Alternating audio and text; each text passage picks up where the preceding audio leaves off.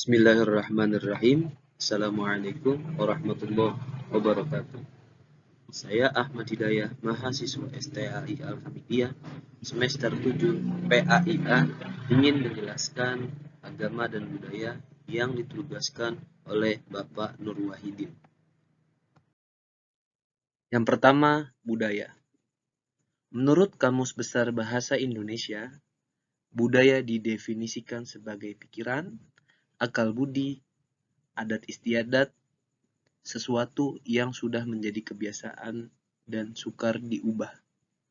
Sedangkan kebudayaan dapat diartikan sebagai hasil kegiatan dan penciptaan batin atau yang disebut akal budi manusia seperti kepercayaan, kesenian, dan adat istiadat. Keseluruhan pengetahuan manusia sebagai makhluk sosial yang digunakan untuk memahami lingkungan serta pengalamannya dan yang menjadi pedoman tingkah lakunya. Menurut Kwe Janingrat, kebudayaan terdiri dari dua komponen pokok, yaitu komponen isi dan komponen wujud. Komponen wujud dari kebudayaan terdiri atas sistem kebudayaan berupa ide dan gagasan serta sistem sosial berupa tingkah laku dan tindakan. Secara singkat, dapat dijelaskan bahwa komponen wujud terbentuk dari 3 aspek. Yang pertama, ide, yang kedua, gagasan, dan yang terakhir, yang ketiga, tingkah laku. Adapun komponen isi terdiri dari 7 unsur universal, yaitu bahasa, sistem teknologi, sistem ekonomi, organisasi sosial, ilmu pengetahuan, agama, dan kesenian. Ketujuh unsur ini saling berkolaborasi dalam penyusunan terbentuknya komponen isi.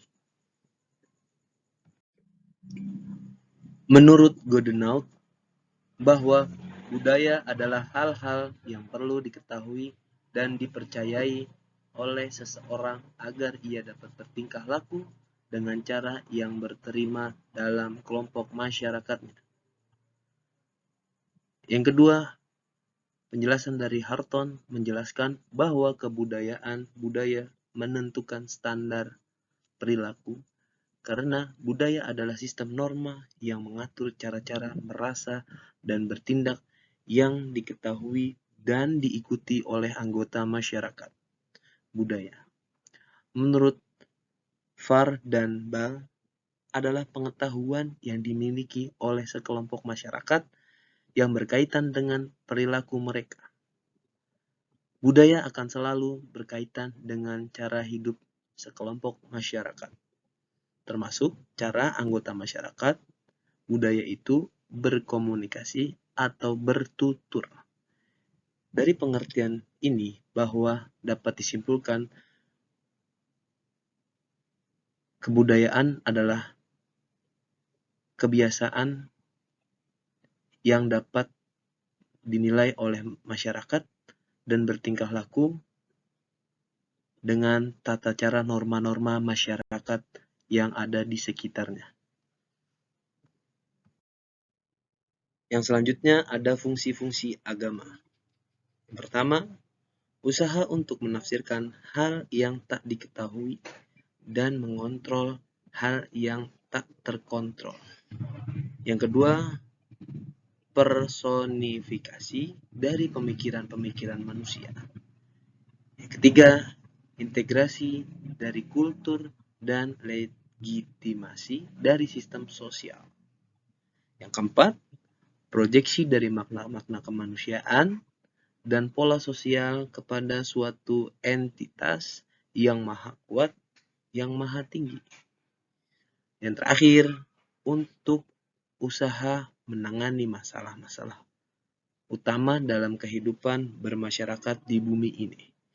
Maksud dari fungsi-fungsi yang di sini adalah untuk mengontrol segala sesuatu baik buruknya dalam perjalanan kehidupan pribadi maupun bersosialisasi agar tidak terjadi hal-hal yang tidak diinginkan dan dapat terarah untuk menangani suatu perihal kedepannya.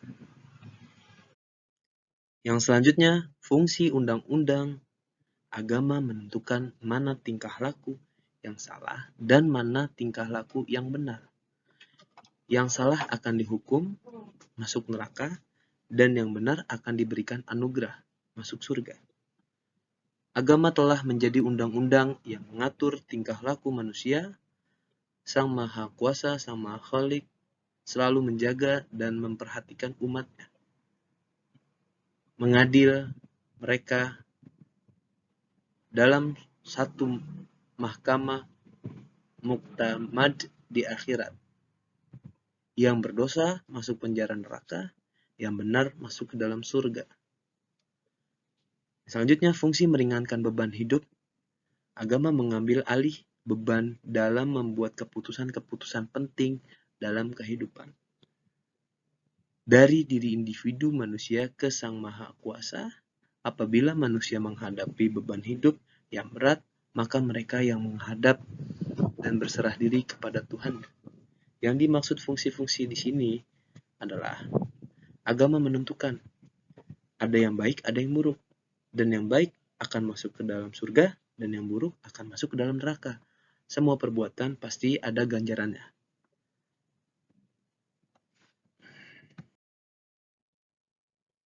Yang selanjutnya, fungsi psikologis. Semua agama mempunyai sejumlah fungsi psikologis dan sosial penting. Agama mengurangi dan mengobati rasa khawatir dengan cara memberikan penjelasan tentang hal-hal yang tidak diketahui dan membuat hal-hal itu dapat dipahami. Bila kita khawatir dan stres akan masa depan, tentang ujian, tentang pekerjaan, tentang apa saja, mari berserah diri kepada Yang Maha Kuasa, Yang Maha Khalik. Yang kedua, fungsi tradisi lisan. Melalui ritual, bacaan-bacaan, dan mitologi, agama berfungsi dalam meningkatkan pembelajaran tentang tradisi lisan, cerita tentang para rasul dan para sahabat Nabi, tentang raja yang adil, tentang orang-orang suci, tentang seseorang perempuan yang tegar dengan imannya meski diancam dibunuh oleh raja kafir dan lain-lain. Yang selanjutnya, fungsi memberikan kenikmatan. Agama juga memberi rasa menyenangkan dengan cara mempercayai bahwa pertolongan Sang Maha Khalik selalu akan datang bila manusia berada keadaan susah dan bahaya. Berdoalah kepadaku, maka akan aku kabulkan doamu. Yang terakhir, fungsi menjaga solidaritas. Terakhir, agama memainkan satu permainan penting dalam menjaga solidaritas sosial. Persatuan umat dan gereja saling tolong-menolong, kasih sesama manusia, apalagi sesama agama. Agama dan perilaku budaya. Bagaimana perilakuku? Orang beragama tidak lepas dari nilai-nilai budaya setempat. Yang pertama, agama adalah simbol melambangkan nilai ketaatan kepada Tuhan. Kebudayaan juga mengandung nilai dan simbol supaya manusia bisa hidup di dalamnya. Agama memerlukan simbol-simbol, sistem simbol. Dengan kata lain, agama memerlukan kebudayaan agama. Yang kedua, agama adalah sesuatu yang final, universal, abadi, dan tidak mengenal perubahan absolut, sedangkan kebudayaan bersifat partikular, relatif, dan temporer. Yang ketiga, agama tanpa kebudayaan memang tidak dapat berkembang sebagai agama pribadi, tetapi kebudayaan tanpa agama sebagai kolektivitas tidak akan mendapatkan tempat. Dari agama dan perilaku di sini, yang saya pahami bahwasanya segala sesuatu ada norma-norma, etika-etika, dan attitude supaya menjalankan ke depannya kegiatan baik yang kita biasa adakan di masyarakat agar sama-sama mendapatkan penilaian yang luar biasa di mata manusia dan di mata masyarakat, dan terutama perilaku tersebut akan mendapatkan ganjaran semata-mata semua karena Sang Maha Khalik. Dan agama tanpa kebudayaan memang tidak dapat berkembang sebagai agama pribadi, tapi tanpa kebudayaan agama sebagai kolektivitas tidak akan mendapatkan tempat. Slide di sini menjelaskan Islam merespon budaya lokal. Adat atau tradisi dimanapun dan kapanpun, dan membuka diri untuk menerima budaya lokal. Adat atau tradisi sepanjang budaya lokal, adat atau tradisi tersebut tidak bertentangan dengan spirit naskah Al-Quran dan Al-Hadis atau As-Sunnah. Contoh kegiatan tahunan yang bernama Yadran merupakan ungkapan refleksi sosial keagamaan. Hal ini dilakukan dalam rangka menziarahi makam para leluhur. Ritus ini dipahami sebagai bentuk pelestarian warisan tradisi dan budaya para nenek moyang. Nyadran dalam tradisi Jawa biasanya dilakukan pada bulan tertentu, seperti menjelang bulan Ramadan, yaitu Sya'ban atau Roah. Slide selanjutnya, slide di sini adalah proses ritus pelaksanaan nyadran. Adalah 3 hari sebelum menjelang pelaksanaan nyadran atau ziarah. Warga mengadakan nyekar dan tradisi manganan atau disebut kondangan.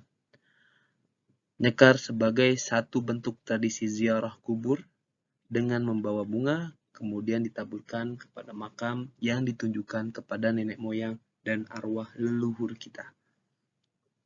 Ziarah makam, satu dari sekian tradisi yang hidup dan berkembang dalam masyarakat yang ada di Pulau Jawa. Tradisi nyekar atau ziarah kubur ini ditunjukkan kepada pepunden masyarakat atau leluhur.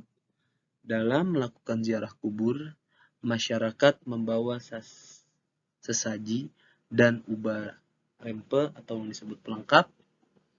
Pelengkap di sini, sesaji di sini baik berupa bunga maupun air mawar. Setelah ritus ziarah kubur dilanjutkan dengan manganan atau kondangan di kompleks pemakaman.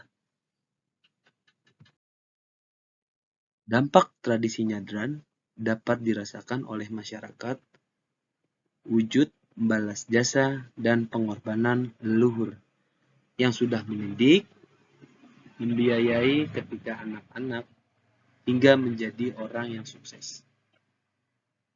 Pelestarian tradisi nyadran merupakan wujud pelestarian budaya adiluhung peninggalan nenek moyang. Terdapat sejumlah kearifan dalam profesi tradisi nyadran yang sangat relevan dengan konteks kekinian. Lebih dari itu, nyadran menjelma menjadi ajang silaturahim, wahana perekat sosial, sarana membangun jati diri bangsa, rasa kebanggaan dan nasionalisme. Saat pelaksanaan nyadran, kelompok-kelompok keluarga atau tertentu tidak terasa terkotak-kotak dalam status sosial, kelas, agama, golongan, partai, politik, dan sebagainya. Dapat disimpulkan dari slide di sini, bahwasanya tradisi nyadran dapat dirasakan masyarakat sebagai wujud balas budi pengorbanan leluhur yang dulu sudah mendidik, membiayai ketika kita masih anak-anak, hingga ketika kita menjadi orang yang sukses. Pelestarian tradisi nyadran merupakan wujud pelestarian budaya adiluhung peninggalan nenek moyang.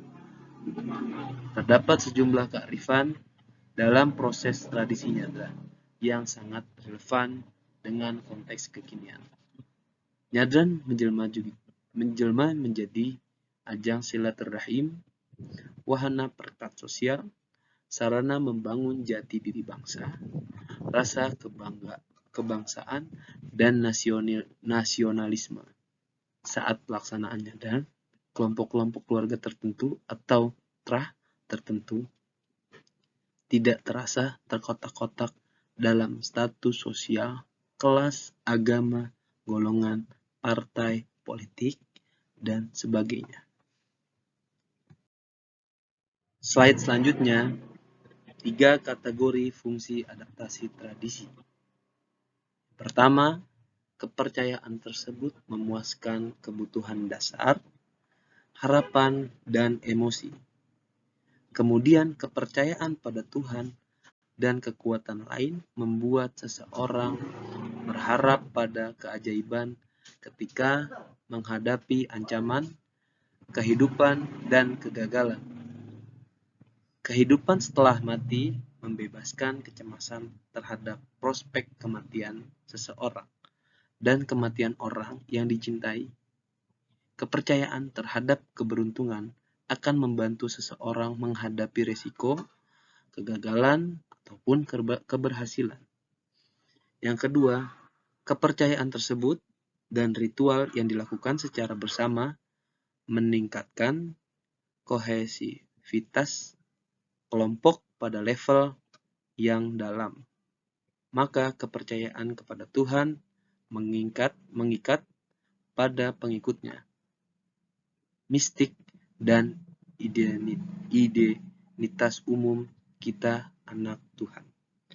Yang ketiga, kepercayaan tersebut meningkatkan pemahaman yang tidak jelas individu dan pengalaman hidup yang problematik dengan memberikan penjelasan, kerangka evaluasi, dan atribusi sebab dan akibat. Slide selanjutnya menjelaskan yang pertama, agama dan budaya adalah aspek dalam kehidupan manusia yang membentuk perilaku manusia tersebut, meskipun budaya adalah hasil dari konstruksi kognitif manusia itu sendiri. Yang kedua, agama dan budaya sangat besar pengaruhnya kepada manusia. Yang ketiga, perbedaan perilaku dan bias penilaian karena berbagai bentuk agama dan budaya dapat membuat pada diri kita masing-masing untuk lebih toleransi kepada orang lain. Diharapkan juga akan menurunkan konflik interpersonal. Yang terakhir, yang keempat, perbedaan agama dan budaya adalah hal yang akan terus ada karena memang itu keterbatasan manusia dalam menilai dunianya. Akan tetapi, yang perlu diantisipasi adalah bagaimana perbedaan itu bermanfaat menjadi perbedaan itu berjalan bersama untuk kesejahteraan bersama inti indifferency. Saya di sini menjelaskan bahwasannya agama dan budaya adalah aspek dalam kehidupan manusia yang membentuk perilaku manusia tersebut, meskipun budaya adalah hasil konstruksi kognitif manusia itu sendiri. Agama dan budaya juga sangat besar pengaruhnya kepada manusia. Perbedaan perilaku dan bias penilaian karena berbagai bentuk agama dan budaya dapat membuat pada diri kita sendiri-sendiri untuk lebih toleransi terhadap orang lain, kepercayaan yang berbeda, diharapkan juga untuk menurunkan konflik interpersonal. Yang terakhir, perbedaan agama dan budaya adalah hal yang terus ada karena memang itu keterbatasan manusia dalam menilai dunia ini. Tetapi yang perlu diantisipasi adalah bagaimana perbedaan itu bermanfaat. Menjadi perbedaan sudah biasa untuk menjalankan suatu keberhasilan sesama di masa depan. Janganlah kita menjadikan perbedaan menjadi salah satu permusuhan, akan tetapi perbedaan awal dari kesuksesan. Dan menurut saya, cukup sekian presentasi dari saya, penjelasan dari saya. Kurangnya ada di dalam pribadi saya, Ahmad Hidayah. Kesempurnaan hanya semata-mata milik Allah Subhanahu wa Ta'ala. Billahi taufiq wal hidayah, waridho wal inayah. Wassalamualaikum warahmatullahi wabarakatuh.